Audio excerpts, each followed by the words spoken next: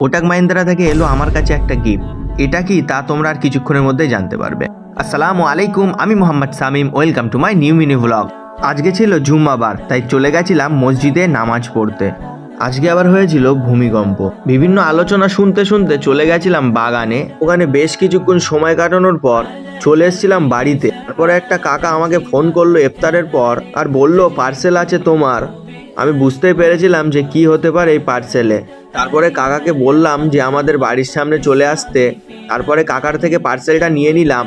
নিয়ে রমজানের সামনে একটুখানি আনবক্সিং করে দেখে নিলাম যে ভেতরে সব কিছু ঠিক আছে কি। এর ভিতরে ছিল সাফার ফাউন্ডেশনের কিউআর, যা দিয়ে তোমরা সাফার ফাউন্ডেশনে ডোনেট করতে পারো। এই কিউআর এর খাসিয়াত এটা, তোমরা যা ডোনেট করবে তোমাদের নাম্বারও আমাদের কাছে চলে আসবে। এর থেকে একটা সুবিধা হবে, তোমরা যে দান করছো তা আমাদের ওয়েবসাইটে ঢুকলেই তোমরা দেখতে পারবে। আর এই কিউআরেই প্রথম দান করেছে আমাদের ফাউন্ডেশনের ট্রেজারার।